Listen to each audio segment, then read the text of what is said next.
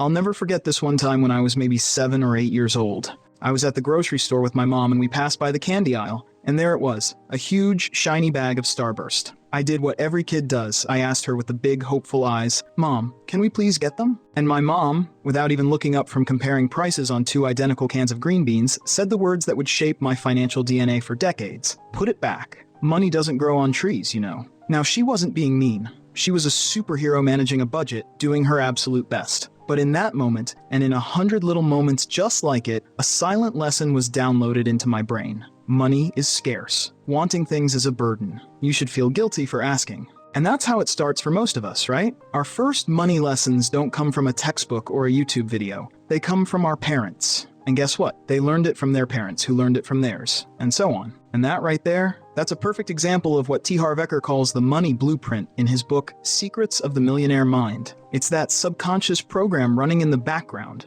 and probably the reason that is holding you back. But what if you could actually change it? In this video, that's exactly what we're doing. I'm going to show you how to find your hidden financial code and finally rewrite it for wealth, the money blueprint. Alright, so let's get to the absolute core of this whole thing. Because if you don't get this, nothing else will make sense or will last. Have you ever felt like you're on a financial treadmill? You work so hard, you might even get a raise or a bonus, and then your car transmission dies, or a medical bill shows up, or the roof starts leaking, and just like that, you're back to zero. It feels like the universe is just messing with you. Well, what if I told you it's not the universe? It's actually your brain. Okay, stay with me here because this analogy is going to change everything for you.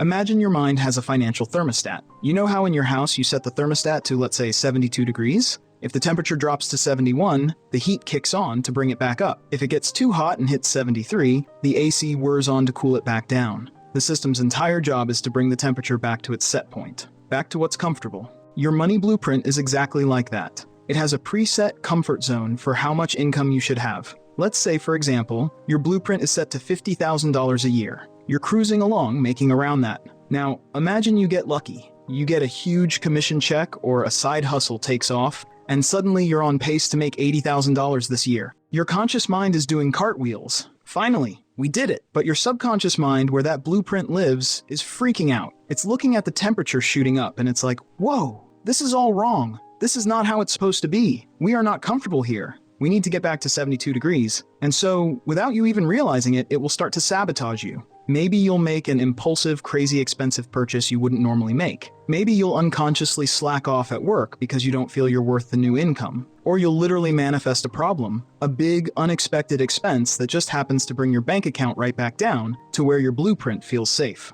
So where do we even get these thermostats? We didn't choose them. Most of it was downloaded into our brains when we were kids. It came from what we heard, like all those things adults said around us. Money doesn't grow on trees, we can't afford that, rich people are greedy. It even came from specific powerful moments. Like, remember that time you really wanted that new toy and your parents said no, and you felt that shame? That stuff sticks with us and forms this subconscious rulebook about money. But here's the good news. If you can install a thermostat, you can also reprogram it. Your setting isn't permanent, and that's exactly what we're going to figure out how to do next. Rich versus poor thinking. Okay, so now we know we all have this money blueprint, this thermostat setting. But what does the millionaire thermostat actually say? What are the actual thoughts that are programmed in there? It all comes down to this. Rich people think in a fundamentally different way than poor and middle-class people. And I'm not talking about think positive thoughts fluff. I'm talking about real, tangible, specific ways of seeing the world that literally create different results. Let's break down the biggest ones. First up, and this is the granddaddy of them all, responsibility. Here's the difference.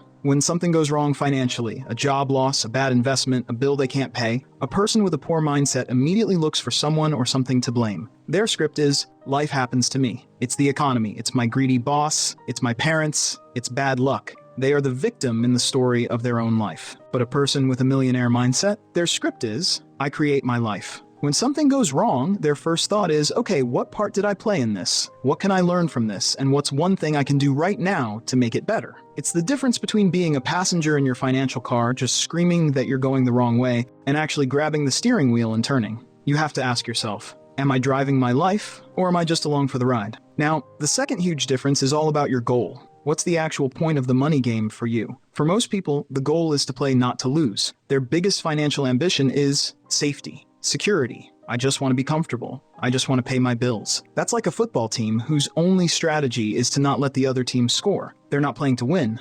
They're playing to not lose. And there's a massive difference. But rich people, they play the money game to win. Their goal is abundance. It's creation. It's building something massive. They want to actually score touchdowns. Imagine two friends both hear about the same side hustle opportunity. The person playing not to lose immediately thinks, what if I fail? What will people think? It sounds like a lot of work. I'm kind of comfortable where I am. The person playing to win thinks, what could I learn from this? How could this change my life? Let me just try it and see what happens. See the difference? One is rooted in fear, the other is rooted in possibility. Which voice sounds more familiar in your head?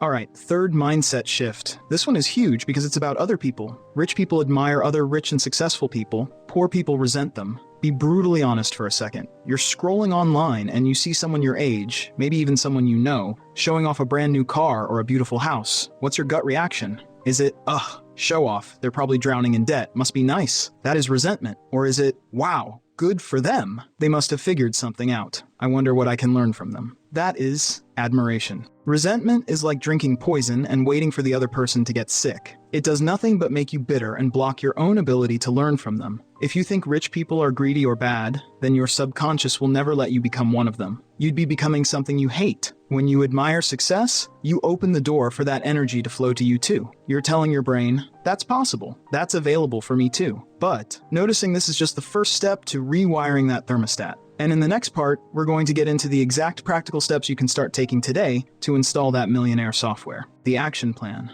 So we've talked about the problem and we've looked at the mindset shifts, but you're probably sitting there thinking, okay, that's cool and all, but what do I actually do? How do I change this thing? That's exactly what we're diving into right now. First things first, you have to become aware of the old programming. You can't change a thought you don't even know you're thinking. So for the next 24 hours, I want you to just listen. Listen to your own internal dialogue about money. When you see something expensive you want, what's the immediate whisper in your mind? Is it, I can't afford that? Or when you think about asking for a raise, does a voice say, who do you think you are? They'll just say no. Just notice it. Don't judge yourself for it. Write a few of these down in your phone's notes app. It's like seeing the enemy's playbook for the first time. Now, how do we install the new program? We do two things. We talk to our brain, and we show our brain. Let's start with how we talk to your brain. This might feel silly at first, I get it, but it works because your subconscious mind learns through relentless repetition. You need to feed it new, powerful commands called declarations. Think of Michael Jordan. After being cut from his high school team, he didn't just hope to get better. He declared through his actions and his mindset,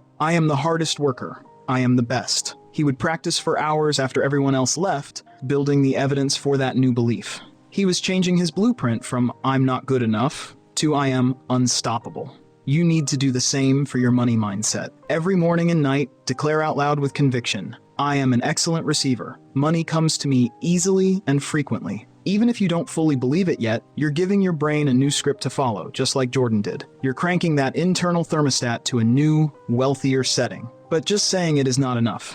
Michael didn't just affirm his way to championships. He proved it with thousands of hours of practice. You have to prove it to your brain too. And that's where my favorite part comes in, the jar system. This is the practical way to tell your brain that you are now a person who respects and manages money like a millionaire. It's not a budget, it's a game plan for every single dollar that comes in. Here's how it works. Imagine you have 5 jars. Every time you get paid, you split that money immediately. Jar 1, necessities, 55%. This is for your rent, groceries, gas, bills, the essentials. This jar says, I can take care of myself. Jar 2, financial freedom, 10%. This is the most important jar. This money is only for investing. You never ever spend this. You use it to buy assets, things that make money for you while you sleep. This jar is what builds actual wealth. Jar 3, long-term savings, 10%. This is for big future expenses, a new car down the road, a vacation, a emergency fund. It's for saving for something. Jar 4, play, 10%. This is the genius jar. You must blow this money every single month on guilt-free fun, a fancy dinner, a massage, concert tickets, something that feels like $1 million.